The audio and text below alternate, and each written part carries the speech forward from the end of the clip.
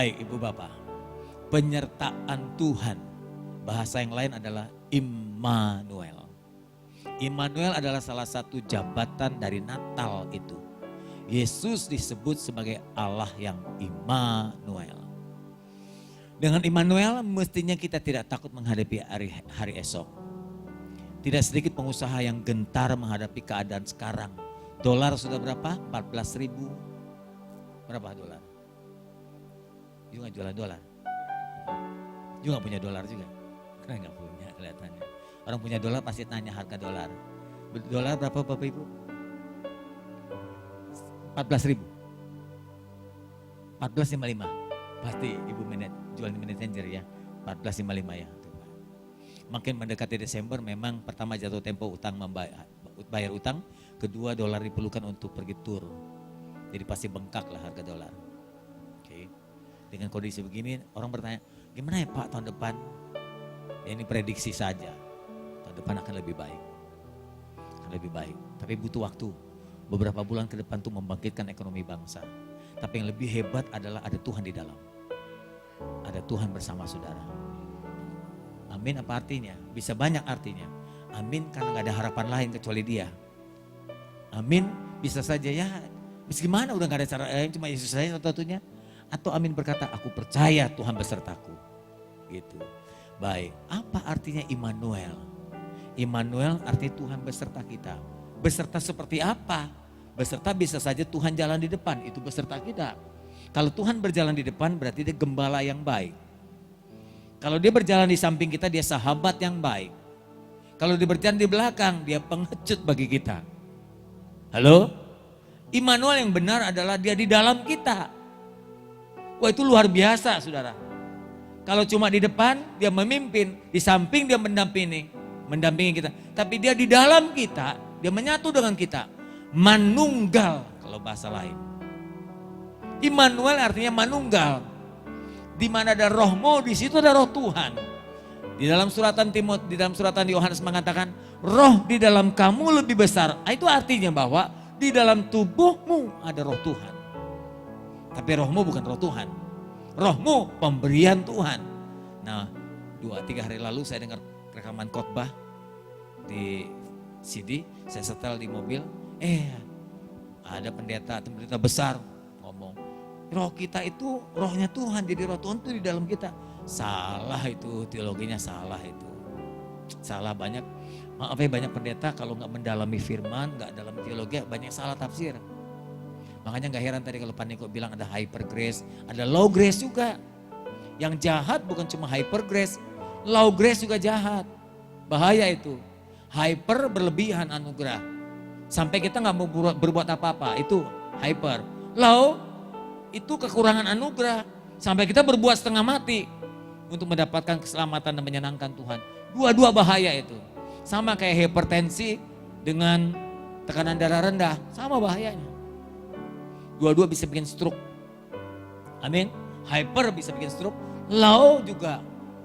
Kalau tekanan darah rendah bahaya juga. Tiba-tiba Anda pingsan, bisa meninggal. Bahaya juga. Jadi pengajaran ini seringkali tidak diajarkan. Hyper saja tapi low-nya banyak. Jenisnya low tadi gitu. Wah bagaimana masuk surga?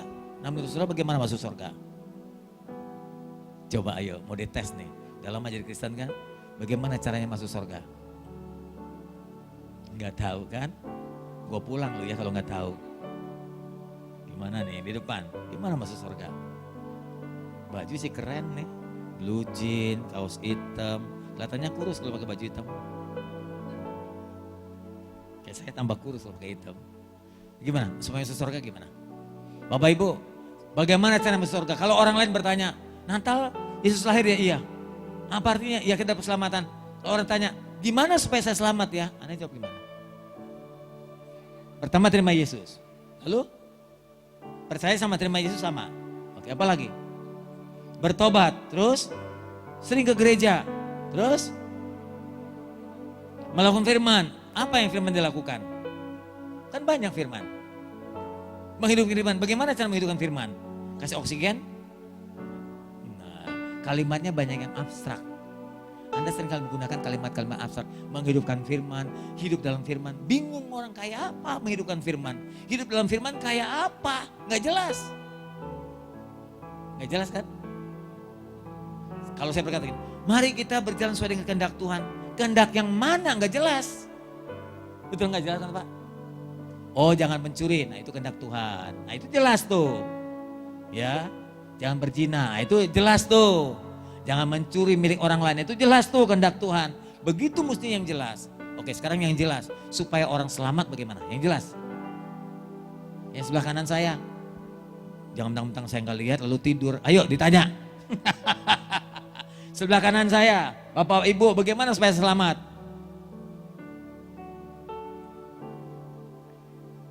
Oh, percaya siapa? Yesus. Terus? Sebetulnya sederhana sekali Bapak Ibu kurang amati ya. Sebetulnya Natal itu memberitakan Injil. Kalau orang tanya gimana supaya saya selamat? Ya percaya Yesus. Itu bertobat selesai. Mati masuk surga. Pak nggak ke gereja ya? Nah itu tambahan. Pak nggak kolektor ya? Itu tambahan. Saya beritahu saudara. Tanpa ke gereja, tanpa dibaptis, tanpa kolektor, mati masuk surga. Bingung, tambah bingung. Saya bikin bingung Anda dulu. Saya bikin Anda bingung dulu. Memang begitu pekerjaan saya. Yesus waktu disalibkan ada dua penjahat, kiri dan kanan. Betul? Mana yang jahat penjahatnya? Mana yang bertobat dan mana yang tidak bertobat? Kiri atau kanan? Bingung lagi. Waktu Yesus disalibkan ada dua penjahat, kiri dan kanan. Berarti ada tiga, berapa salib? Tiga kan? Anda kalau pakai salib hati-hati loh. Sering kalau berkata, ih udah jadi pakai salib, jadi orang Kristen kok masih mabok. Dia salah pakai salib. Dia pakai salib yang sebelah kiri kalau nggak salah. Tidak semua salib bagus, betul? Kecuali salib yang tengah.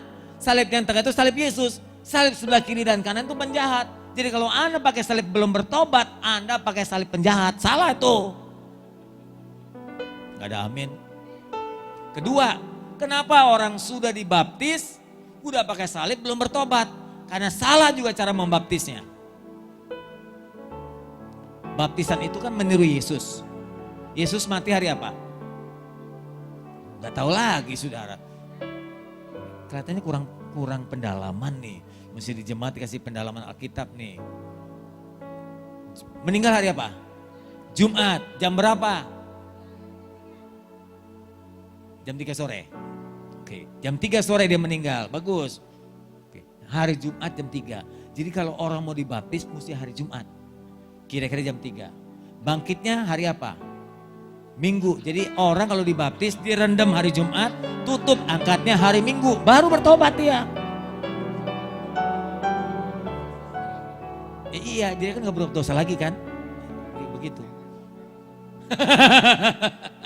Kenapa banyak orang udah dibaptis belum bertobat? Tadi rendamnya kurang lama. Jumat direndam, Minggu diangkat mestinya. Kalau masih belum bertobat juga baptis 2 kali seperti itu. Setuju? Baik, kembali kepada salib tadi. Yesus di tengah, kiri kanan ada penjahat. Saya tidak tahu jelas, Alkitab nggak pernah bilang yang kiri atau yang kanan yang menyebutnya bertobat. Tapi biasanya namanya kanan yang bagus. Oh tangan kanannya bagus. Tangan kiri nggak bagus ya nak, pakai tangan kanan gitu kan ya. Kalau menurut saya tergantung. Kalau dia kidal, kiri itu yang bagus buat dia. Betul? Kalau dia kidal, suruh pakai kanan malah nggak bisa dia. Dia biasa gunakan tangan kiri. Jadi sopan tidaknya tergantung dia biasa menggunakan tangan mana kan gitu. Oke, anggaplah di sebelah kanan, sebelah kirinya gini menghujat. Yesus sambil disalib dia. Kalau engkau memang Tuhan, engkau Allah, turunkan kita, bebaskan kita. Gitu kan dia bilang. Lalu yang di sebelahnya bilang, hei kawan, sudah jangan mengejek, kita ini pantas untuk dihukum karena kita penjahat. Tapi dia di tengah-tengah ini Yesus tak berdosa dia. Ya jangan ejek dia. Lalu penjahat yang baik itu yang bertobat berkata gini, Yesus Tuhan kalau engkau nanti datang sebagai raja, karena dia tahu ternyata nubuatan itu nabi-nabi, akan datang seorang Mesias. Jika engkau datang sebagai raja, ingat akan Oe katanya. Karena yang ngomong sebelahnya itu orang Tangerang, tuh penjahat ternyata orang Tangerang. Ingat akan Oe ya. Terus Tuhan langsung ngomong. Tuhan ngomong apa? Hari ini juga apa? engkau bersama aku di Firdaus. Kapan? Hari ini juga. Kalimat hari ini berarti orang meninggal nggak dipending. Dari tradisi Tionghoa sampai beberapa pendeta punya pandangan kalau orang meninggal rohnya masih gentayangan. Hari ketiga katanya masih di kamar. Hari ketujuh sudah ke jendela, ke pintu, ke-8 kejepit di jendela. Mundur lagi, terus makin lama makin jauh dari rumah katanya. Hari ke-40 sudah di jalanan, 41 ketabrak mobil lagi main di jalanan. Bebasnya setelah 100 hari. Makanya orang Tionghoa suka ada tanda di sini nih. Kalau ada duka cita di sini. Ya, kalau di keluarga dekat biasanya hitam. Anak kandung, ya, istri, suami di sini. Biasanya kalau cucu tergantung. Ada cucu dalam, cucu luar. Heran tuh tahu cucu ada luar dalam aja. Kalau cucu dalam pakai biru, kalau luar tambahin merah lagi gitu biasanya. Nah, ini yang tanda pangkat kayak kopral itu tanda duka cita. Jadi orang yang masih hidup memberitahu kepada yang meninggal, kepada rohnya, nih kami berduka nih. Dengan meninggalnya kamu, kami rasa kehilangan. Dikasih tanda di sini, biar rohnya lihat. Karena rohnya masih di rumah, katanya. Pendeta-pendeta ikut-ikutan mengatakan, oh orang meninggal masih 40 hari. Dari mana rumusannya 40 hari? Yesus katanya habis meninggal 40 hari gentayangan. Yesus mah punya tujuan, 40 hari ngapain Yesus? Meneguhkan murid-muridnya. Supaya nanti waktu ditinggal muridnya nggak goyah. Nah kalau Anda dan saya meninggal 40 hari ngapain di sini? Hidup aja udah bikin macet, bikin repot orang. Mati nggak mau buru-buru pulang lagi. Oh Pak, saya mau ke mall dulu Pak, yang terakhir kali. Beli camilan buat ke sorga, ambil. Beli jagung, beli kacang gitu buat ke sorga. Tidak ada, yang benar adalah orang meninggal langsung hari ini juga engkau bersama aku di Firdaus. Siapa yang ngomong? Yesus. Saya tanya Anda, penjahat tadi masuk surga enggak? Jangan sok tahu lu, jangan sok tahu. Saya ulang lagi, penjahat tadi masuk surga enggak? Tahu dari mana lu, ngecek aja belum? Kok main percaya aja kalau dibohongin gimana? Dari mana Anda tahu dia masuk surga? Yesus sendiri yang ngomong. Yesus sendiri yang ngomong, hari ini juga engkau bersama aku di Firdaus. Saya tanya, dia masuk surga kan? Sudah ke gereja belum? Sudah dibaptis belum? Sudah ikut Natal belum? Berarti nggak usah ke gereja, nggak usah dibaptis, nggak usah ikut Natal, masuk surga. Saya balik putar, betul nggak? Kok enggak gimana sih? Saya ulang lagi. Tadi penjahat di sebelah kanan itu masuk surga nggak?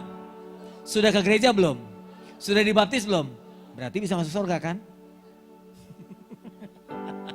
Saya ulang lagi, berarti tanpa ke gereja nggak usah dibaptis masuk surga kan? Nah yaudah. Pak kok Pak bisa gitu? Iya. Anda mau nggak seperti itu? Mau Pak, nggak usah ke gereja Pak, saya nggak usah dibaptis. Oke, asal matinya kayak dia. Fair kan saya ngomong? Kalau matinya mau disalib kayak dia silakan. Saya ulang lagi, kalau orang penjahat ini akhirnya selamat, nggak sempat dibunuh di kayu salib, turun karena mujizat, dibebaskan Tuhan. Kira-kira dia ke gereja nggak? Gereja. Rajin nggak? Lebih rajin mana dengan saudara? Ayo saya tanya saudara. Dia sudah punya pengalaman mau dibunuh, mau disalib bersama Yesus, tiba-tiba bebas. Karena kebebasan dia dapat kesempatan kedua untuk hidup. Kira-kira dia rajin ke gereja, rajin. Lebih rajin mana dengan saudara? Rajin dia pasti. Enggak rajin dia. Enggak rajin dia. Logikanya adalah karena dia sudah punya pengalaman hampir mati. Biasanya orang-orang yang dapat kesempatan 2 kali hidup, dia pasti menyayangi Tuhan lebih dari biasanya. Anda belum pernah ngalami maut sih. Kalau udah ngalami maut, waduh mestinya saya mati nih karena Tuhan baik sama saya. Nah karena itu saya mau ngasih Tuhan lebih dari yang dulu. Begitu, karena belum mengalami maut. Makanya asal-asalan ke gerejanya. Kok gak ada amin? Anda sungguh-sungguh mengasihi Tuhan. Gak perlu harus mati dulu, amin. Gak perlu nemui maut dulu, kasih Tuhan. Dan hidup ini adalah kesempatan terakhir saudara, amin. Gunakan kesempatan sisa hidup dengan baik. Baptislah dirimu, buktikan bahwa Anda percaya Tuhan. Bertobatlah sungguh-sungguh selama waktu masih ada. Hai, saya udah suruh dia turun nih, kok masih di atas ya? Oke, terima kasih. Mari kita masuk pada firman Allah. Kita berikan judul Immanuel, Tuhan beserta saudara di tahun yang baru nanti. Oke. Jangan takut dengan masalah. Kenapa? Karena Tuhan kita lebih besar dari masalah kita. Enggak ada masalah yang tidak bisa diselesaikan oleh Tuhan. Badai gelombang dihentikan, apalagi masalah cuma ekonomi. Dia bisa memberi makan jutaan orang di padang gurun. Ingat enggak? Siapa di padang gurun? Bangsa Israel 40 tahun. Tidak ada mall, tidak ada rumah sakit, tidak ada pasar, tidak ada sawah, tidak ada kebun. Bangsa Israel hidup 40 tahun tanpa sumber makanan. 40 tahun bukan sehari. Kalau sehari kebetulan, kalau sehari cadangan makanan. 40 hari bukan waktu sebentar ibu bapak. Di tengah-tengah gurun yang panas, tidak ada sumber makanan. Kadang-kadang temukan air saja susah. Tapi Allah sanggup pelihara umatnya. Berapa orang Anda tahu? 3 juta lebih orang bersama Musa saat itu. Kalau Allah sanggup memberi makanan di padang gurun, masa dia tidak memberikan sanggup membangkitkan usaha saudara di tengah negara yang kaya ini? Freeport itu kecil, baru 1 gunung, ada 9 gunung emas, lebih dari itu ibu bapak. Saya tahu, karena Roh Kudus yang ngasih tahu saya. Di Irian itu bukan cuma emas yang ada, uraniumnya hebat. Saya perlu beritahu Anda, negara kita itu paling kaya di dunia. Semua ada, semua ada. Dari kayu, minyak, batu bara, emas, uranium, hebat di dunia. Cuma kita tidak punya SDM-nya. Agak blow-on kita ini. Ngelola aja nggak bisa sampai diserahkan ke orang asing. Bongkar emas aja kita nggak bisa. Payah. Ya, payah sekali. Bangsa kita ini masih terbelakang. Dengan Malaysia kita jauh ketinggalan. Bersama serumpun kita. Anda pernah ke Malaysia kan? Lebih modern dari kita. Dengan Singapura lebih parah lagi kita ketinggalan. Kenapa sih? Karena pemimpin. Kalau pemimpin orang Tionghoa hebat lah kayak Ahok gitu. Hidup Ahok. Kampanye terselubung. Singapura dipimpin siapa? Lee Kuan Yew. Siapa Lee Kuan Yew? Orang Tionghoa. Serahkan pada orang Tionghoa, pasti hebat. You gak percaya sih. Di dunia cuma ada 2 orang hebat.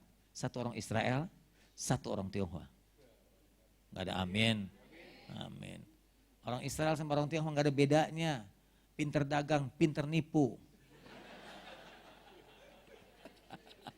Sampai saya bilang gini, maaf ini boleh panjang kan? Kita sampai jam 3 boleh kan? Asik banget sih lo. Gini, dulu saya bukan Kristen. Saya ini sebenarnya di wihara lama, 9 tahun di wihara. Saya tahu ajaran Buddha. Karena ayah saya Kongfucu, jadi di rumah ada tepekong. Di rumah tuh bisa lotung, tau lotung, kesurupan. Jadi Akyu dan Kyumesame itu dua-dua lotung. Kalau udah ada orang, wah udah mencak dengan kalian kesurupan. Duduk di atas paku. Duduknya bangkunya paku, nggak ada yang punya kayak bangku begitu. Sering potong lidah, tusuk ini, masuk kemari. Itu biasa buat saya, jalan di atas bara api itu biasa. Saya pernah jalan di atas bara, habis kaki saya. Oke, saya teruskan. Jadi ketika saya mulai mencari kebenaran, saya cari-cari kebenaran di mana, akhirnya saya ditemukan oleh Kristus gitu ya, oleh Kristus. Tadi saya mau ngomong apa tuh ke situ tadi? Hah? Bukan, yang lain lagi tadi apa? Saya ngomong apa tuh? Hah? Ya, terus apa lagi sebelumnya? Jadi bingung tuh, saya lupa. Oke, saya kesaksian dari hidup saya. Nah, setelah terima Yesus, baru saya paham apa arti Kristen. Ya, tadi enggak. Setelah paham, saya enggak tanggung-tanggung. Saya berpikir, Tuhan, saya ingin beritakan ini. Dia bilang, kalau beritakan ini, sekolah. Saya tinggalkan kuliah saya. Dulu saya pernah kuliah sekuler. Hampir ujian negara, saya tinggalkan. Tuhan panggil saya di hamba Tuhan, saya sekolah lagi teologi ya. S1, S2 saya di Petamburan tahun 80 saya sekolah. S2 tahun 89, 87, S1 tahun 80, selesai 85, kemudian istirahat 12 tahun, masuk lagi S2. Waktu krisis 97, saya masuk lagi S3. S3 saya di Jogja. Ya lanjutkan, jadi saya tidak mau tanggung-tanggung jadi hamba Tuhan. Kalau mau jadi hamba Tuhan, ya sekalian gitu. Supaya kita paham betul firman Allah seperti apa. Nah, orang tua saya itu dulu pedagang, pengusaha. Orang tua saya hebat, nurunin anaknya hebat. Kok gak ada amin? Maaf, tanpa mau menyampaikan kesombongan, bukan itu. Saya punya matematik 10. Saya dulu juara 1 sekolah, bukan 1 kelas. Saya punya ijazah nggak ada yang di bawah 9, 9,5 dan 10. Ya, nilainya bagus. Jadi kalau saya dulu jadi pengusaha pasti hebat saya. Hebat saya pasti. Udah keturunan papa, pengusaha, darahnya darah orang pintar, ototnya otot nipu, uratnya urat bohong, kaya saya pasti. Pasti kaya banget dah. Kan kita gitu banyak orang tahu betul. Tuhan panggil saya jadi hamba Tuhan. Saya menyerah, saya lepaskan seluruh cita-cita itu. Akhirnya saya jadi hamba Tuhan hingga sekarang, sejak tahun 80. Jadi baru jalan 35 tahun saya berkhotbah. Baru 35 tahun. Saya sekolah 13 tahun di bangku teologi. Jadi sudah alhamdulillah di GBI khususnya. GBI. Dan saya nanti menjadi salah satu pengajar untuk hamba-hamba Tuhan, gembala yang mau buka cabang.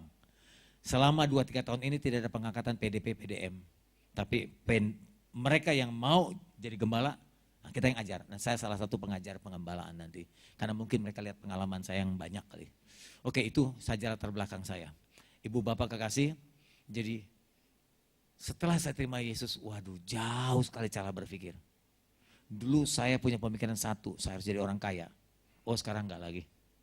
Saya enggak perlu jadi orang kaya, yang penting saya punya rumah lebih dari 1, punya mobil lebih dari 3. Kan belum tentu kaya itu bisa pas-pasan bro. Pas-pasan. Jadi nggak usah kaya lah, tujuan itu bukan untuk kaya. Yang penting pas. Pas mau beli mobil punya. Pas mau beli rokok punya. Pas mau keluar negeri kok punya uang. Nah, itu ya kita. Allah menyertai kita dalam Mazmur 139 ayat 7 sampai 9 menyatakan di mana ada Allah, di mana ada kita, di situ ada Allah. Dengan bahasa lain, kemanapun kita pergi Tuhan pasti ada. Setuju? Mazmur berkata, kemana aku dapat pergi menjauhi rohmu Tuhan? Kemana aku dapat lari dari hadapanmu? Jika aku naik ke langit, di langit ada Tuhan. Jika aku turun ke tempat tidurku di dunia orang mati, kuburan pun ada Tuhan. Amin. Kuburan ada Tuhan. Gak percaya, ini kelihatan dari mukanya. Jadi amin. Sekarang di kuburan ada Tuhan, amin. Payah ya. Di nightclub ada Tuhan? Di dugem ada Tuhan? Anda tahu artinya dugem? Dugem itu dunia gembala. Jadi gembala-gembala suka kumpul di situ. Kita pergi ke dunia orang mati pun di kuburan ada Tuhan. Sayangnya banyak orang Kristen tidak pahami itu. Saya dulu tinggal di Mangga 2. Mangga 2 itu kuburan semua. Betul nggak? Sekarang dari Pasar Pagi, Mangga 2. Dulu kuburan semua. Seluruh lingkungan rumah saya itu kuburan. Saya sudah 2 kali lihat setan. Sungguh. 1 kali lihat setan dalam penampakan pakai baju kayak baptisan, putih panjang tanpa lihat tangannya, tapi rambutnya panjang ke bawah. Dan saya center pakai baterai itu pernah. Sampai dia menjadi mengecil, dari besar mengecil gitu. Dan buat bulu saya merinding. Tapi saya nggak lari, hanya ketakutan aja. Yang kedua saya temukan di belakang pohon sengon, orang bilang pohon beringin. Itu juga pernah. Karena terlalu seringnya melihat kuburan, jadi lihat pemunculan. Apalagi ibu mertua saya. Sering melihat penampakan-penampakan. Mama saya, kadang-kadang di kolam renang ditemukan banyak sekali pemunculan. Jadi mungkin orang seperti itu bisa menemukan, bisa melihat hal-hal lain. Nah, kalau sudah jadi orang Kristen, roh Tuhan kan tinggal di dalam kita. Setuju? Mana lebih besar, roh Tuhan di dalam kita atau roh lain di luar kita? Roh Tuhan dalam kita. Mestinya orang-orang tahu bahwa di kuburan pun ada Tuhan. Ada Tuhan, betul? Sayangnya banyak anak-anak Tuhan kalau lihat kuburan takut. Sambil ngomong gini. Kadang-kadang baru melahirkan pakai gunting, pakai peniti, pakai cabai. Tambahinnya tomat sekalian nyambel lu terasi. Katanya tumbal untuk menghindari roh jahat. Lewat kuburan ngomong gini. Lumpang-lumpang anak babi mau lewat. Betul gak gitu? Padahal baru pulang gereja. Di tangan kiri Alkitab. Di leher salib. Tuh lihat orang gak bertobat begitu. Lewat kuburan. Lumpang-lumpang anak babi mau lewat. Jadi yang lewat itu anak babi. You bayangin kalau kita ngomong anak babi lewat. Di sorga itu bapak kita. Kalau anaknya babi, bapaknya kan babi juga. Lu menghina Tuhan loh. Lu menghina Tuhan. Gak beriman. Halo? Alkitab bilang di kuburan pun Tuhan ada. Aku menaruh tempat tidurku di dunia orang mati. Berarti kuburan. Kuburan juga Tuhan ada di sana. Setuju? Jika aku terbang dengan sayap fajar sampai ke ujung laut. Di ujung laut juga ada Tuhan. Amin gak? Ngapain Tuhan di ujung laut? Mancing. Tuhan juga hobinya mancing juga gak tahu sih. Juga di sana tanganmu menuntun aku dan tangan kananmu memegang aku. Kesimpulan dari pasal 139 Mazmur, Tuhan ada di mana-mana. Sampai di dunia orang mati pun Tuhan ada. Anda tidak perlu khawatir, Tuhan selalu bersama saudara. Tahun 2016, siapa takut? Ekonomi, hadapi saja. Anda tidak akan tergeletak, percaya dah. Harapan kita akan jadi kenyataan. Dia tidak akan mengecewakan buat anak-anak yang berharapan dia. Penyertaan itu kunci keberhasilan saudara. Dengar baik-baik, saya bisa buktikan itu. Saya ulang lagi. Penyertaan Tuhan itu bukti keberhasilan saudara. Matius pasal 1 ayat 23, Immanuel itu justru adalah sebutan diri Yesus ketika dia akan dilahirkan. Firman-Nya berkata, sesungguhnya anak darah itu Maria akan mengandung dan melahirkan seorang anak laki-laki dan mereka menamakan dia adalah Immanuel. Artinya Tuhan beserta saudara. Nama itu sekaligus janji bahwa saudara akan disertai oleh dia. Itu janji. Jadi bukan cuma sebutan tapi janji dia menyertai kita. Dalam Matius 28 hal yang sama diulang-ulang dalam kalimat yang lain, dalam kalimat yang berbeda tapi isinya sama. Dia mau menyertai kita sampai kesudahan alam. Setuju? Ayat 19-20. Aku menyertai kamu sampai kesudahan alam. Jangan pernah takut menghadapi kasus, masalah, problema. Oh Tuhan beserta kita. Jangan takut. Hiduplah tenang. Muka saudara, saya bisa membaca muka Anda. Kalau Anda nggak punya iman, Anda nggak punya percaya, kelihatan mukanya jelek. Jelek. Setuju? Nah, muka yang ceria itu tanda bahwa dia beriman. Senyum-senyum yang lebar tanda bahwa Anda disertai Tuhan. Anda berkata, boleh masalah ada, tapi aku tetap tersenyum. Kenapa senyum? Karena aku tahu pasti ada jalan keluar. Begitu. Berjalan dengan Tuhan kunci keberhasilan. Tapi berjalan dengan Tuhan ada langkah dan persyaratan. Kalau kita berkata, Tuhan aku mau disertaimu. Boleh kata Tuhan, tapi ada konsekuensinya. Tidak boleh sembarangan hidup. Tidak boleh asal-asal jadi Kristen. Maaf, 35 tahun saya melihat orang Kristen sangat berbeda. Orang Kristen banyak yang tidak militan, banyak yang tidak sungguh-sungguh ikut Tuhan. Sungguh-sungguhan cuma di dalam gereja saja 2 jam. Lepas dari gereja, balik lagi kambuh, kodrat yang lama kembali. Langkah berjalan sama dengan Tuhan adalah hidup harus kudus, hidup harus serius, hidup harus benar. Kalau tidak, Tuhan tidak akan menyertai. Saya ulang lagi, kalau Anda tidak ikut Tuhan dengan serius, tidak taati firman-Nya, Anda menjadi pemberontak, Tuhan tidak akan sertai saudara. Sungguh dah. Walaupun Anda pakai salib 8 sekaligus 8 di sini pakai salib. Iya, bawa Alkitab sampai dipanggul. Percuma kalau Anda tidak taat pada firman-Nya, dia tidak menyertai saudara. Kekristenan kita bukan ditentukan oleh aksesoris, bukan dengan gedenya Alkitab kita, bukan sebutan haleluya puji Tuhan, tapi keseriusan mentaati firman-Nya. Penyertaan Tuhan itu kunci Anda sukses. Anda mau sukses tahun depan, kuncinya adalah minta penyertaan Tuhan. Minta penyertaan Tuhan. Anda kenal dengan Musa. Siapa dia? Orang yang paling dekat dengan Tuhan. Mengerti tabiat Tuhan. Merasakan hebatnya Tuhan dengan mujizat-mujizat. Bayangkan hanya dengan sebuah tongkat dia bisa membelah laut kering. Laut Teberau. Saya sudah ke Laut Teberau 21 kali. Luasnya luar biasa laut itu. Tidak akan pernah mungkin dengan akal orang bisa berjalan di tanah kering hanya dengan sebuah tongkat. Kalau bukan penyertaan Tuhan, laut itu tidak akan bisa kering. Binasa orang Israel. Halo? Musa melihat betapa hebatnya pertolongan Tuhan. Sebab itu ketika Musa mendengar perkataan Tuhan, waktu bangsa Israel membuat lembu emas, masih ingat? Bangsa Israel menyembah berhala. Bangsa Israel menyakitkan hati Tuhan. Lalu Tuhan berkata, Musa, ketika Musa mengambil 2 loh batu kan, naik ke Gunung Sinai. Saya sudah 8 kali naik ke Gunung Sinai. Ada apa di sana? Gak ada apa-apa. Cuma capek aja. harus 8 jam naik. Kalau Anda kuat jalan kaki 8 jam turun naik. Kalau Anda nggak kuat dibantu dengan onta. Tapi sekarang ini saya tunda tidak ke Mesir dulu karena Mesir pertama kurang aman, kedua kotor. Jadi saya pindahkan ke Turki sementara. Ya, biasanya kalau udah Israel, Mesir naik ke Gunung Sinai. Nah, orang-orang tua nggak kuat. Kaki mesti betul dipersiapkan naiknya. Naik gunungnya bukan apa namanya? Bukan begini tapi begini naik gunungnya. Gitu gunungnya itu. Kalau nggak begini kan merosot. Jadi mesti begitu, muter. Kayak nasi tumpeng. Biasanya sampai di tengah nggak bisa jalan lagi. Nggak bisa naik onta. Setengah jalan naik onta, setengah lagi jalan mesti jalan kaki karena sisanya cuma batu-batu aja. Anda mesti pijak dengan baik.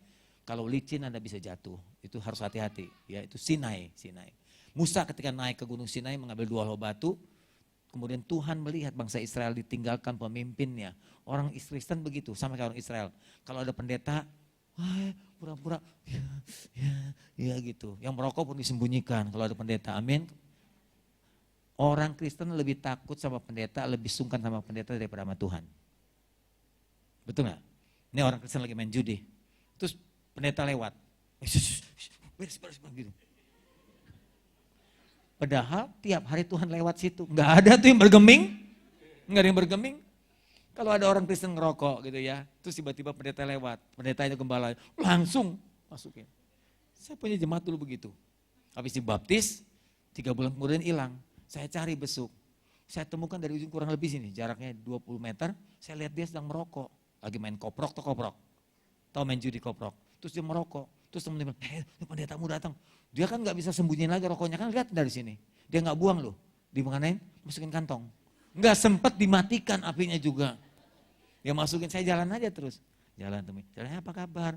Sengaja saya biarkan. Saya gak mau cepet-cepet berangkat supaya apinya nyuntut pahanya. Biarnya ya, begitu. Karena rokoknya masih di kantong, masih nyala kan terus ngepul tuh asapnya keluar dari kantong. Saya demin aja. Saya nggak mau tinggalkan dia. Dia kan ngarepin saya buru-buru pergi kan, lalu dia bisa matiin rokoknya kan. Saya nggak, biar sengaja, saya biarin aja. Gimana kabarnya? Bapak, makasih Pak sama saya lebih merokok. Yusungkan sama saya. Padahal Tuhan tiap hari ada di samping kamu. Kamu merokok dengan tenangnya ya. Banyak orang Kristen dengan tenangnya merokok, berjudi, mabok di samping Tuhan. Amin. Orang Kristen lebih sungkan sama pendeta daripada sama Tuhan.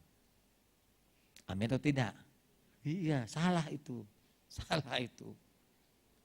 Musa ketika melihat bangsa Israel, ditinggal Musa buat dosa di bawah. Bikin patung lembu emas, sembah, sembayang, berzina. Wah gak karuan, Tuhan marah. Tuhan bilang banting loh batu itu. Katakan kepada umatku, aku tidak lagi mau menyertai perjalanan ini. Silakan jalan sendiri. Gitu Tuhan marah tuh. Tuhan marah sama Musa. Disampaikan ke Israel. Waduh Musa gelisah. Karena Musa tahu kalau tidak disertai Tuhan hancur dan gagal Israel. Apa hebat Israel? Enggak pernah dilatih perang. Cuma jadi budak 400 tahun lebih jadi budak di Mesir. Keluar menghadapi musuh-musuh besar. Mana bisa menang? Sama seperti Anda dan saya kayak bangsa Israel. Kita dilatih apa melewati ekonomi ini?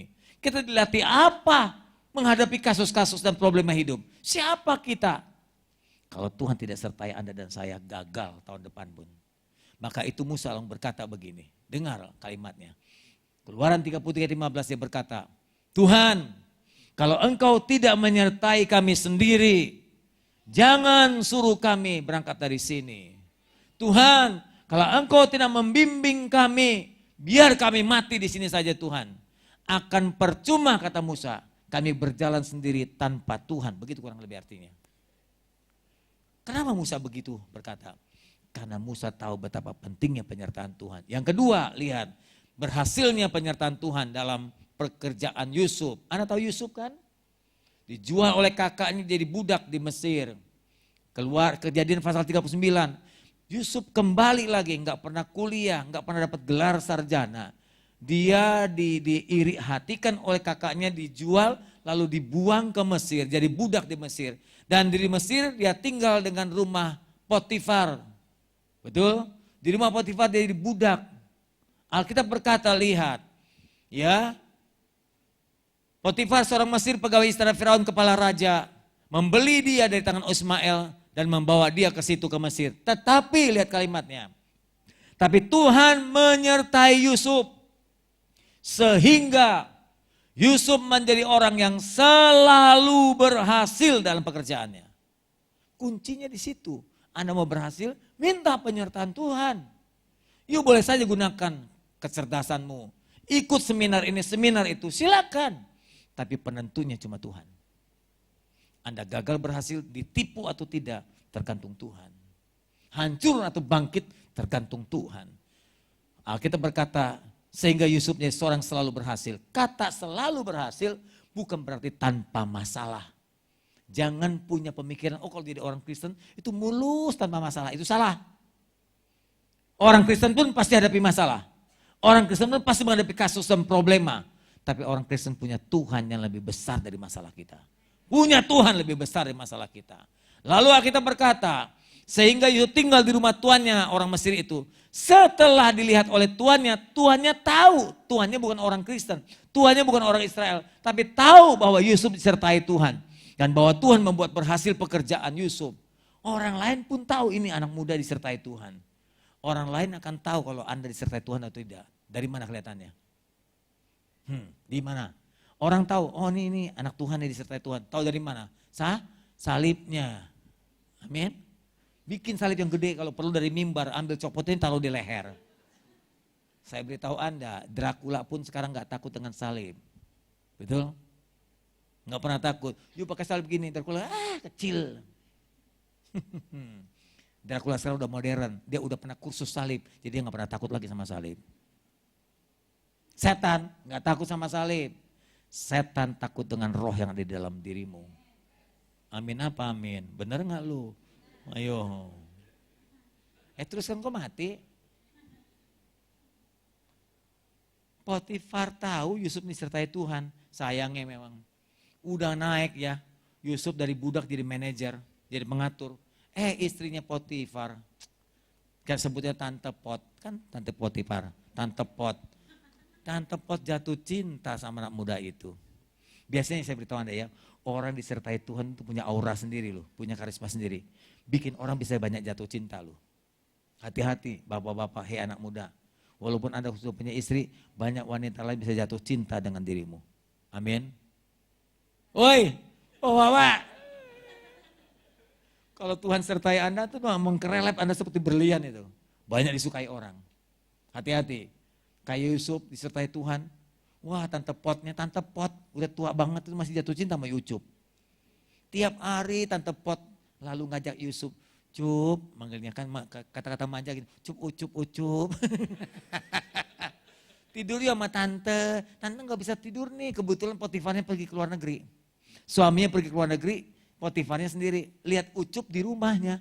Ucup tiap pagi ditawarin. Cup, ayo tidur sama Tante. Kalau tidur semalam aja nanti Tante beliin onta dah Cup. Dulu belum ada motor, belum ada mobil, ada onta kan. Nanti Tante naikin gajinya. Yusuf bilang, moh Tante. Memang seluruh kekayaan diserahkan kepadaku. Seluruh harta diserahkan kepadaku oleh Tuhan. Tapi istrinya tidak diserahkan kepadaku. Setuju? Ibu-ibu, para istri di sini diserahkan pada suaminya. Bukan pada pembantunya. Setuju? Bukan pada supirnya. Amin? Gedek-gedek kepala aja. Ini mana hilang? Tunggu. Oke, saya teruskan. Teruskan ceritanya biar seru. Satu kali udah gak tahan lagi Tante Pot itu. Karena udah tergoda dengan si Ucup itu yang ganteng, pinter, susah membayangin. Kalau saya bilang ganteng, Ucup putih, pinter gitu, Anda susah. Tapi kalau Anda lihat saya bedanya tipis dah. Akhirnya Tante Pot karena jengkelnya, karena gemesnya, dia panggil Yusuf. Seluruh dayang-dayang keluar dari rumahnya. Pintu dikunci. Terus digoda lagi Yusuf. Yusuf tentu punya pendirian, dia bilang, "Mah, dipegang, mau dicengkram." Yusuf berontak. Waktu berontak ketinggalan kaosnya, pakaiannya. Dan kemudian ketika suaminya pulang, Potifar pulang, difitnah tuh Yusuf. Dia bilang, "Apa?" Manggilnya, dulu papi juga manggilnya pada Potifar. "Papi, lihat ini kaos siapa?" Kaosnya Yusuf. "Apa artinya ini?" "Itu Yusuf ingin memperkaos saya," katanya. Yang ada kaosnya kan gitu. Difitnah tanpa diadil lagi, Yusuf masuk penjara. Saya beritahu Anda, orang disertai Tuhan tidak hanya selalu berhasil. Orang disertai Tuhan bukan berarti tanpa masalah. Masuk penjara loh. Jadi kalau Anda mengalami kesusahan, jangan khawatir. Tuhan tetap menyertai saudara. Di penjara Tuhan menyertai Yusuf. Ya, Tuhan angkat saatnya. Sampai Yusuf menjadi orang kedua setelah Firaun. Hebat nggak? Mana ada bangsa Israel memerintah di Mesir? Nggak ada. Yang memerintah ya bangsanya sendiri. Tapi Tuhan bisa angkat Israel, Yusuf menjadi orang kedua di Mesir. Itu hebat sekali.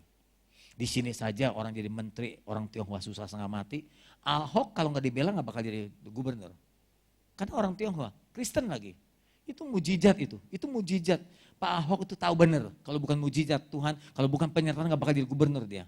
Anda tahu sendiri, berapa banyak orang yang menggoyang dia karena dia tidak beragama lain. Dia Kristen, dia Chinese. Mana mungkin orang Chinese memimpin kota ini, apalagi negara. Kan susah, sama susahnya pada zaman Yusuf. Tidak mungkin Yusuf bisa memimpin Israel. Wakil presiden loh, hebat ini. Oke, Yusuf akhirnya dapat kasih tuannya terus dan seterusnya. Akhirnya dia memimpin segala milik Potifar. Lihat kuncinya adalah penyerahan. Saya teruskan. Tetapi kalau Anda ingin berhasil disertai Tuhan, harus berani ambil resiko. Ikut Tuhan jangan cuma mau enaknya. Halo, ada syaratnya. Mau ambil syaratnya? Mau ambil syaratnya? Halo, mau ambil resikonya? Baik, kembali. Untuk ikut disertai Tuhan, hidup harus benar. Tidak bisa tidak, jangan main-main ikut Tuhan. Jadi Kristen tidak boleh abu-abu, kadang-kadang putih, kadang-kadang hitam. Nah itu abu-abu itu, nggak punya pendirian. Kristen ya iya, kok ada di dugem? Iya saya mah kalau Kristennya hari Minggu doang. Hari Senin sampai Sabtu dugem, Senin sampai Sabtu mabok. Saya tegur beberapa kali jemaat juga begitu. Kalau jadi Kristen nggak boleh minum. Jangan memabokkan diri.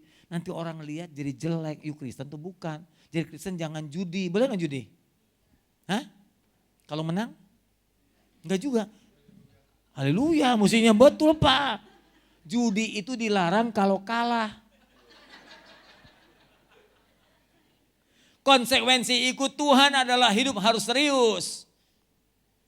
Immanuel artinya Tuhan bersama kita. Kemana kita pergi, di situ ada Tuhan. Kemana kita melayani, di situ Tuhan. Kemana kita berangkat, di situ ada Tuhan. Artinya Tuhan tahu apa saja yang kita buat. Tuhan ada di mana saja, di mana kita ada. Itu Immanuel.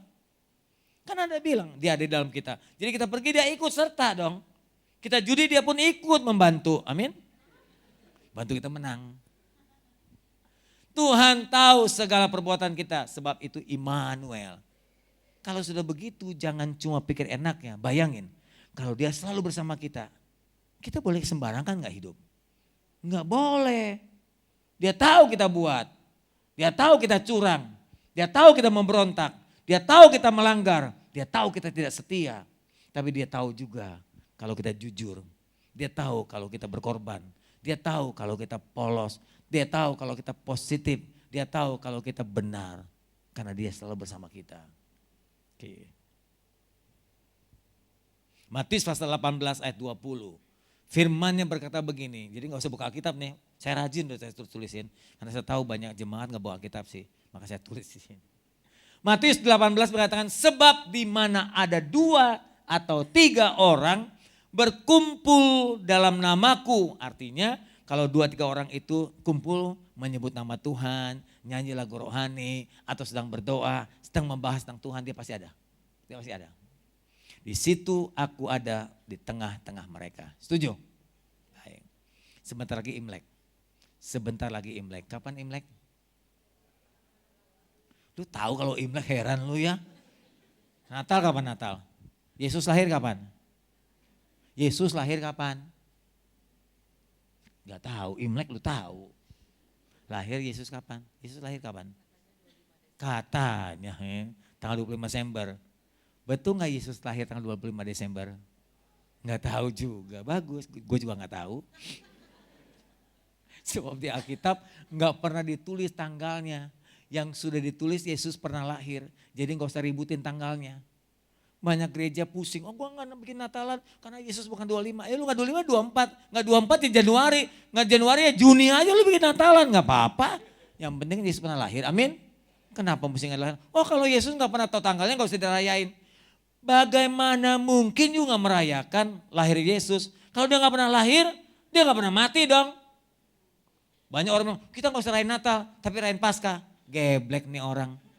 Bagaimana bisa mati kalau udah gak lahir? Kan betul gitu kan logikanya? Banyak gereja ngawur juga. Pak kan gak bisa Desember. Ya lu kalau gak mau Desember, Januari silakan. Gak mau Januari, Februari silakan. Gak mau Juni silakan. Lu Natalan sendirian. Artinya 25 Desember itu kesepakatan dunia. Ya udah terima aja lah. Kan kita gak punya akte kelahiran Yesus. Kita gak tahu kapan tanggalnya. Udah rayakan sama-sama aja. Yang penting Yesus pernah lahir. Mau tanggal 5, mau tanggal 1, mau tanggal 30, mau tanggal 25 silakan. 25 buat pegangan saja, bukan kepastian. Makanya Natal itu sebetulnya bukan hari kelahiran. Hari memperingati, mengingat dia pernah lahir. Gitu yang paling tepatnya begitu. Bukan hari lahirnya. Ada gereja tertentu kalau nggak 25 dia nggak mau Natal duluan. Saya pernah khotbah di salah satu persekutuan bikin perayaan. Gereja tertentu nggak mau, dia bilang suruh naik ke atas, nggak mau nyelilin, nggak mau sebelum tanggal 25. Lu saya tanya balik, emang Yesus lahir tanggal berapa? Nggak tahu lu kenapa nggak mau? Oh geblek lah gitu orang. Kalau perkiraan saya ya, karena saya udah ke Israel, saya pernah ke Padang Efrata puluhan kali. Kalau saya lihat di Israel di Efrata, bulan Desember tuh gak tepat buat Yesus lahir. Ada beberapa alasan. Alasan pertama, waktu Yesus lahir kan domba keluar semua. Keluar dari kandangnya, cari makan. Dari kandangnya kosong. Oke, satu. Kedua, kalau pergi domba-domba cari makan tuh berbulan-bulan. Dan waktu Yesus lahir cuma dibungkus oleh kain lampin, bukan kain kafan. Sama tipisnya tapi lain kain lampin. Lain lampin itu sama seperti itu, lap, pori-porinya besar. Bayangkan kalau dia lahir di musim dingin, Yesusnya mati, bekuan. Beku kedinginan, karena gak punya wool. Maria dan Yusuf itu orang miskin, gak bisa beli wool. Cuma pakai kain lampin, ditutup, satu. Kedua, kalau Yesus lahir di kandang domba, di musim dingin, pasti domba-domba tidak akan keluar. Kenapa? Karena rumputnya semua ketutup es. Gak mungkin domba keluar. Kalau domba gak keluar, kandang yang dipakai oleh domba-domba, Yesus gak bakal lahir di situ. Gak bakal kosong kandangnya. Ketiga, apalagi ya, di musim Desember ini, musim dingin, yang lebih tepat itu Maret dan April, musim semi. Jadi saya perkirakan kemungkinan Yesus lahir di musim semi. Karena Yesus datang memberikan pengharapan. Musim yang paling memberi pengharapan itu musim semi. Banyak bunga-bunga sampai ke bank bunga semua. Bunga bank, bunga apa. Itu memberi pengharapan. Ini perkiraan saya. Jadi terserah saja mau rayakan Natal kapan saja. Oke, kita kembali ke topik ini. Jadi firman Allah berkata kalau ada 2-3 orang berkumpul, Yesus ada. Di samping kita rayakan Natal, orang Tionghoa dekat dengan Imlek. Februari, kira-kira tanggal berapa ya? 8 Februari awal dong.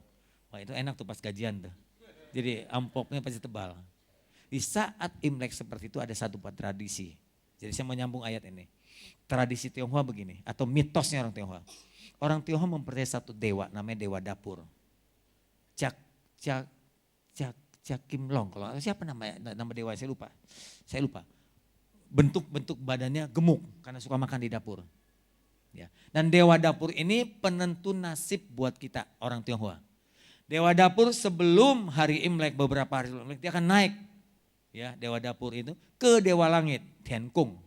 Tian itu langit, Kung itu engkong. Engkongnya langit itu dewanya langit. Dewa langit itu penentu rezeki. Jadi dewa dapur akan naik melaporkan semua perbuatan-perbuatan keluarga kita.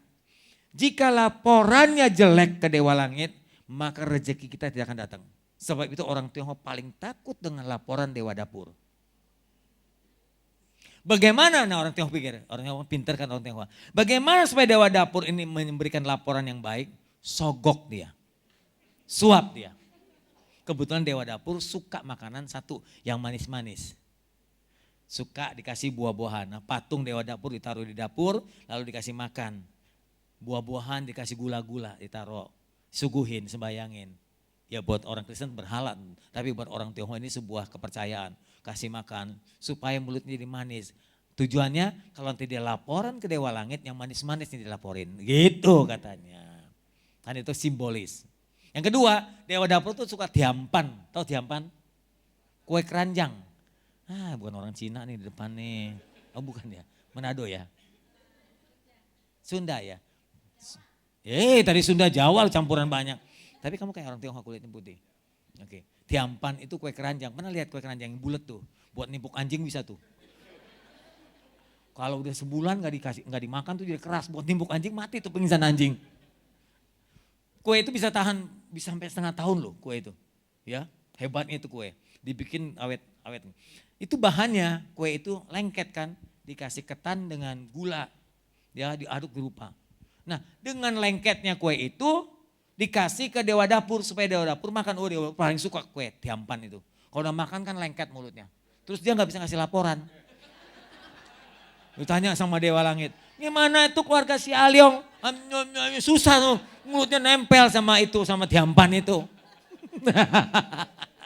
Saya sarankan buat orang Tionghoa di sini, lain kali kalau bikin diampan campur lem besi. Atau minimal ibon, supaya mulutnya nggak bisa buka lagi. Nah kalau mulutnya nggak buka kan nggak bisa laporannya jelek, betul nggak? Nah kalau laporan gak jelek kan tinggal bagus-bagus. Nah Dewa Langit kasih rezeki, nih ya gitu. Itu hebatnya orang Tionghoa tuh. Malaikat aja, dewa aja bisa disogok, luar biasa. Apalagi pejabat, kecil pejabat mah kecil. Jadi orang Tionghoa kasih sogokan ke Dewa Dapur. Kasih yang manis-manis, kasih diampan banyak-banyak. Sambil dia terbang ke Dewa Langit, dia makan mulu. Katanya kan makan gendut, makan mulu, kasih laporan. Udah, gimana kalau Alyong pakai mecen? Udahlah baik-baik, rezeki datang. Sambil menunggu rezeki datang, orang Tionghoa biasanya main judi. Tuh.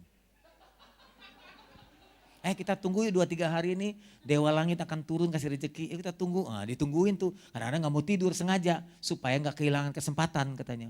Nah sambil menunggu kan bete tuh. Mulai ada kartu domino, cek. Main. Nah boleh gak orang main judi? Jangan jawab dulu. Kalau main judinya setahun sekali, kan setahun sekali cuma, sekali. Enggak jahat dong setahun sekali mah. Yang main judi tiap hari itu yang jahat, enggak bagus. Kalau setahun sekali boleh. Yang kedua, main judi itu dengan keluarga, dengan family. Dengan icong, kuku, kucong, popo, pocong, itu semua tuh. Pokoknya udah tua-tua pocongnya udah. Itu tinggal mayat doang. Kan icong. Icong suaminya, kuku, kucong, popo, pocong dong. Nah mainlah kita sama pocong-pocong tadi. Kalau saya kalah, kuku yang menang. Kalau kuku kalah, yang menang. Jadi duitnya gak kemana-mana, kan gitu. Nah kalau duit gak kemana-mana gak ada yang dirugikan dengan family sendiri. Itu kedua. Ketiga, mainnya ya goceng-goceng kan gak merugikan. Kalau mainnya goban-goban, gopeceng itu yang salah. Kalau kecilnya goceng, ceceng, goceng, boleh nggak? Boleh lah ya. Apalagi kalau menang, kan gitu. Nah sekarang saya kasih rumusan. Bagaimana kita judi bisa menang, kan gitu ya.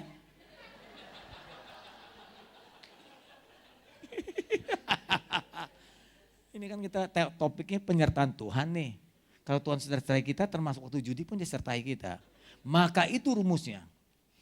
Kalau Anda sudah pulang kebaktian, Imlek hari apa? Minggu bukan Imlek? Imlek hari apa itu jatuhnya ya? Senin, oke. Minggunya ke gereja, Seninnya diajak tupok. Senin kuku, semua datang ke keluarga kita. Karena mungkin papa kita paling tua. Diajak kita main, yuk main gitu. Dulu nama saya dipanggilnya Ahwa. Pendeknya tapi panjangnya Huacele, pendeknya Ahwa. Yuk pada gak percaya, heran lu ya, dosa lu tahu gak kalau gak percaya. Gak percaya juga? Ya saya aja gak percaya apalagi saudara. Ayo main wah. Saya bilang gak iya, saya udah Kristen. Orang Kristen kan cincai juga Tuhannya cuma setahun sekali. Kita kan main sama saudara juga gak banyak-banyak. Waktu Anda terpaksa tanda kutip main. Anda bersama adikmu Kristen. Ingat, di meja judi Anda mulai dengan doa dulu. Dek. Jangan kita dipermalukan oleh orang-orang tidak percaya Tuhan. Ayo kita pegangan tangan Dek. Nah doa, Tuhan sertai aku Tuhan. Bukankah firman-Mu berkata Engkau menyertai aku sampai kesudahan alam? Gitu. Sudah berdoa, oke. Dapat giliran kita yang ngacok kartu. Waktu ngacok kartu dimulai dengan doa lagi. Sambil bilang, darah Yesus, darah Yesus, darah Yesus. Sambil nyanyi, dalam nama Yesus ada kemenangan. Dalam nama Yesus. Sudah dalam nama Yesus mulai bagi kartu. Terus kan mulai pirit tuh ya. Haleluya, darah Yesus. Darah Yesus. Jangan sampai jeblot, supaya bagus kartunya. Oh, Roh Kudus akan bantu Anda dengan baik-baik. Amin. Ketika Anda banting, darah Yesus. Oh, kalau Anda pakai darah Yesus nggak berhenti loh, nggak bisa stop loh.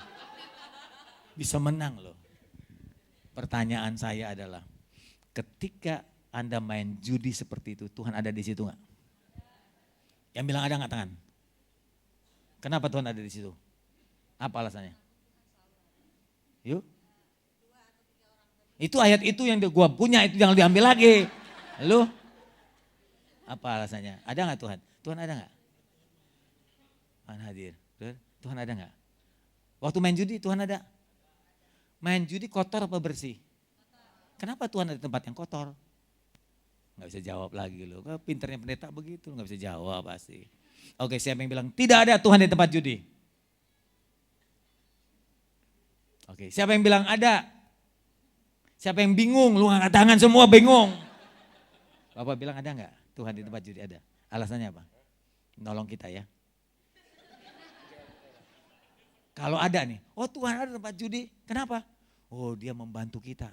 Dia bilang gini sama kita, anakku aku mengasihi kamu.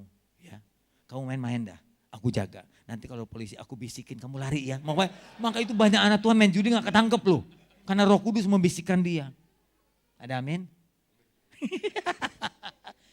Dari tadi ini saya cuma sindiran buat saudara. Ada banyak orang tidak memahami tentang kehadiran Tuhan. Banyak orang tidak mengerti Immanuel. Ada gak Tuhan di situ? Ya ada lah. Kalau tidak ada Tuhan gak tahu perbuatan kita, betul gak? Tuhan ada. Apakah ada gunanya? Ya memberi kemenangan, amin. Kan Tuhan pahlawan kita. 10.000 rebah di sebelah kiri, 10.000 rebah di sebelah kanan, kan begitu? Hah? Siapa bisa lawan kita? Dan ingat kalau udah menang ingat perpuluhannya, jangan lupa. Makin ngawur aja gak karuan. Yang benar adalah Tuhan ada di situ. Dia ingatkan kita jangan berjudi kalau kalah. Kalau menang boleh. Menang kalah tidak boleh. Amin. Judi itu merusak dan merugikan harta orang. Tidak ada orang jadi judi kaya terus-terusan. Kali ini kaya besok bangkrut loh. Saya kenal satu orang hebat itu bandar judi.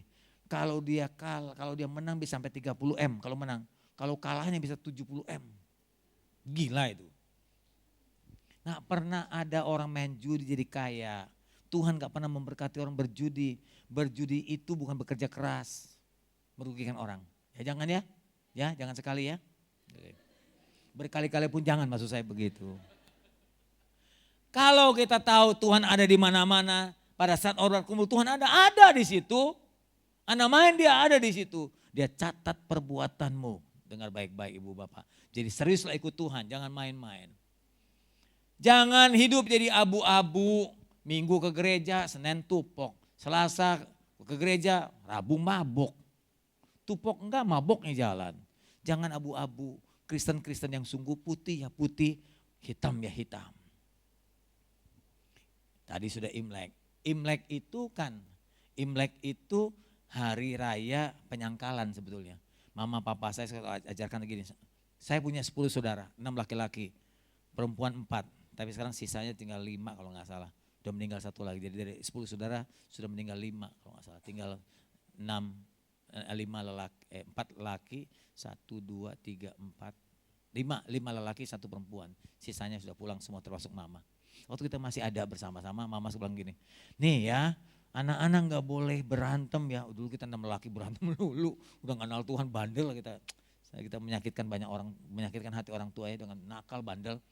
Kita berantem, tapi mama bilang Mama bilang kalau kamu berantem terus nanti rezeki susah ya. Gitu. Jadi kita takut kalau rezeki susah kan gak dapat uang jajan kan. Jadi kita sangkal diri gara-gara takut gak dapat uang jajan jadi nyangkal diri. Sangkal dirinya takut gak dapat uang jajan gitu. Tahan mau berantem, tahan. 2 hari nahan diri, terus besoknya hari ketiga udah selesai Imlek. Mama bilang wah ya good, bagus. Nah mulai hari ini silahkan berantem lagi gitu katanya. Setelah lewat Imlek kita boleh berantem. Jadi Imlek itu masa penyangkalan. Ternyata orang Kristen sama. Orang Kristen juga sama. Orang Kristen tuh menyangkal diri berapa lama? 2 jam dalam seminggu. Kalau udah ke gereja 2 jam tuh lihat. Rapi banget lihat tuh menyangkal tuh. Enggak ada yang berantem, enggak ada yang ngomong kodok lu, gajah babi lu. Enggak ada di sini. Coba nanti keluar dah.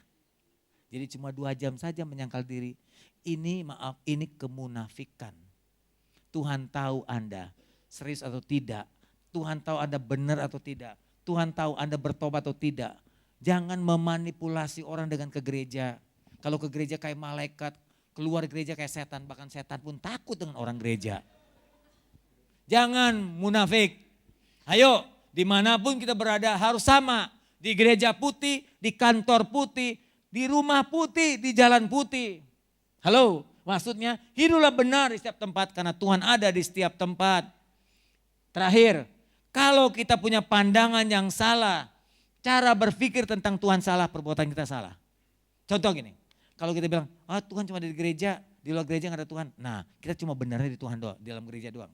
Saya ulang lagi, kalau kita menganggap Tuhan cuma di gereja, maka kita cuma benarnya di gereja. Ketika kita berkata, Tuhan gak ada di luar gereja, di luar gereja kita brengsek. Karena pandangannya salah. Yang benar gimana? Tuhan ada di mana-mana.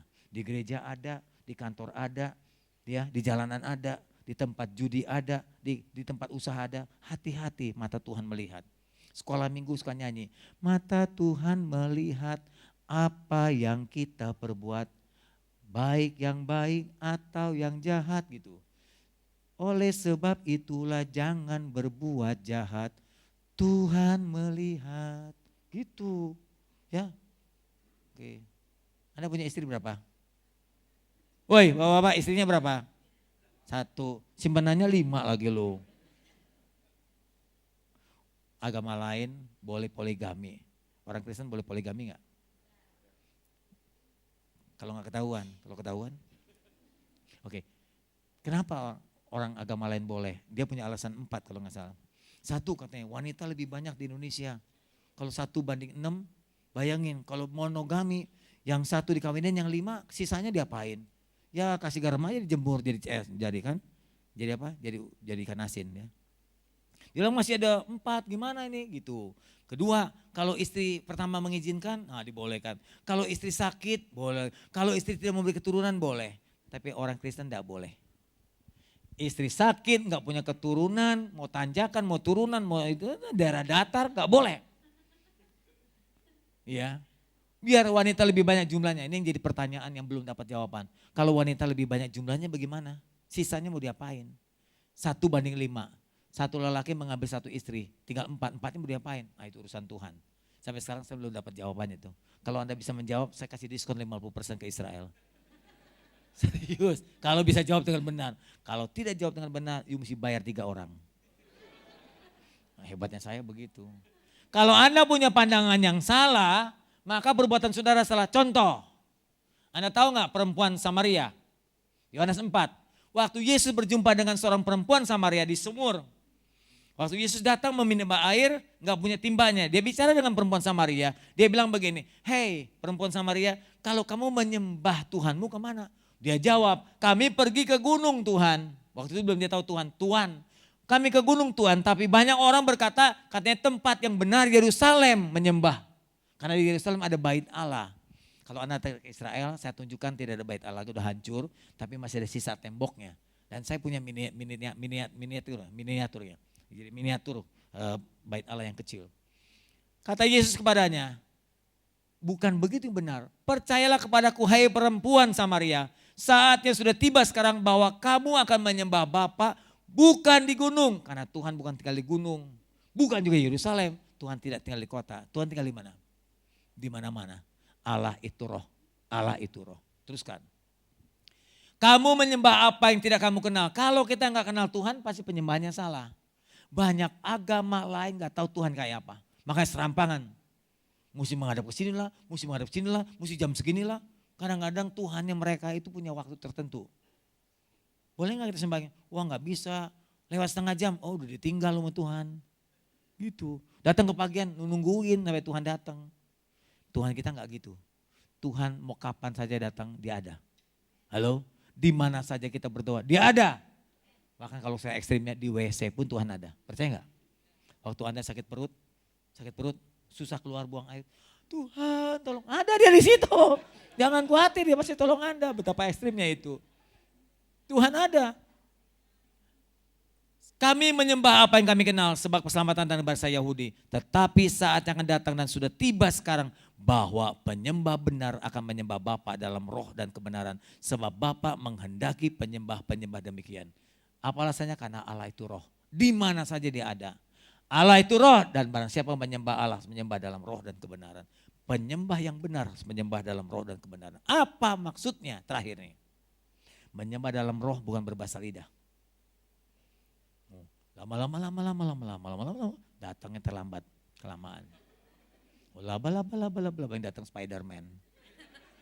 Oh sandal lama muncul yang baru diskon 70%. Bukan itu bahasa penyembahan, sorry.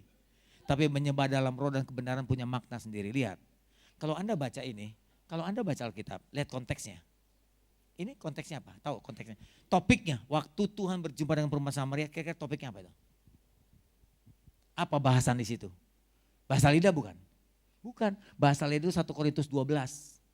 Seorang teolog pasti tahu yang mana sedang berbaca bahasa lidah, yang mana sedang berbicara karunia, yang mana bicara soal pertobatan. Ini bicara pertobatan. Tuhan berjumpa dengan seorang perempuan yang ngawur hidupnya. Poliandri, ini poliandri. Halo? Berapa suaminya?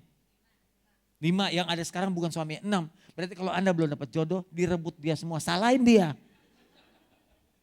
1 perempuan 6 laki-laki, bayangin. Itu bagus sekali. Senin ketemu si A, Selasa ketemu si B, Rabu ketemu si C, Kamis ketemu si D, Jumat ketemu E, Sabtu ketemu si F. Minggu kebaktian.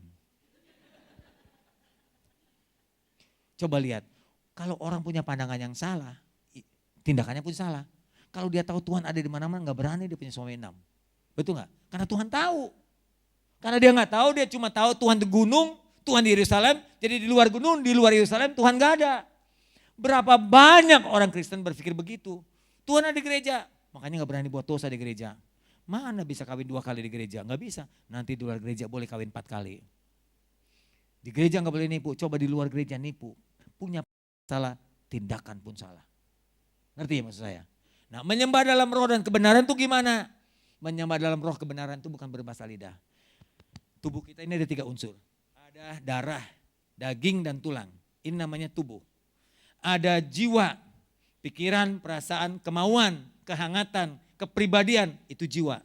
Tapi ada roh di dalam. Itu unsur ketiga. Roh itu yang menghidupkan kita. Roh itu yang membuat kita berhubungan dengan Tuhan. Jiwa dan tubuh hanya ikut. Ada orang-orang yang rohnya mati. Makin lama dia buat dosa, makin mati rohnya. Orang Kristen yang tidak punya roh atau rohnya mati bisa ke gereja? Bisa. Di gereja pun dia bisa nangis, bisa. Dia dengar lagu tersentuh nangis, dengar khotbah menyesal menangis.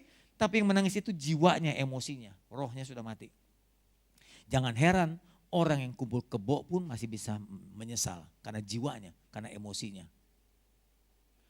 Yang saya maksud adalah rohnya. Kalau roh akibat dosa mati, gak bisa menyembah Tuhan lagi. Hubungannya putus. Putus, karena yang menghubungi kita roh. Satu-satunya jalan yang membuat orang bisa kembali menyembah roh adalah Roh Kudus. Datang sama Tuhan, kayak Pak Niko tadi katakan, kalau engkau bersalah berdosa, datang sama Tuhan. Minta ampun, bertobat. Jangan bilang kayak hyper grace, oh sudah diampuni, itu membiarkan dosa itu. Bilang, oh cuma terima kasih, goblok itu namanya. Harus datang minta ampun, karena kita salah. Nanti Tuhan datang menyucikan kita, Roh Kudus memperbarui roh kita. Sehingga kita ciptaan yang baru, kita mengalami kelahiran baru. Nah kelahiran baru itu roh yang baru. Dengan roh yang baru kita bisa menyembah Tuhan dengan benar. Menyembah dalam roh itu berarti kesimpulannya menyembah dalam pertobatan dan hidup dalam kebenaran. Makanya menyembah roh, roh itu adalah pertobatan. Kebenaran itu hidup sesuai dengan firman Allah. Jadi seorang yang mengerti mau disertai Tuhan harus hidup dalam pertobatan dan hidup dalam kebenaran. Jangan bergeming. Anda bilang, waduh kalau saya nggak ikut nyuap nih, nggak ikut nyogok, nggak ikut nyelundup, saya nggak dapat untung nih. Jangan begitu, yuk hancur dah, percaya dah. Kalau yuk curang dagang satu kali pasti hancur. Yuk jalan di atas jurang, sementara jalan biasa, ujung jurang. Saya sudah banyak temukan teman-teman begitu. Saya banyak dari yang jual berlian sampai emas, caranya curang hancur. Hancur, jujurlah jalan. Tuhan tetap sertai saudara. Jangan makan uang haram, amin. Tahu bedanya uang haram? Di uang itu ada minyak babinya. Enggak ada, amin. Tahu haram? Bukan milik kita. Yuk tipu orang itu milik orang lain. Nyelundup milik orang lain. Jangan lakukan kejahatan jadi orang Kristen. Tuhan sertai saudara. Mau disertai konsekuensinya hidup benar. Amin. Mari kita tunduk kepala kita berdoa. Mari pemusik kita naikkan sebuah pujian kembali.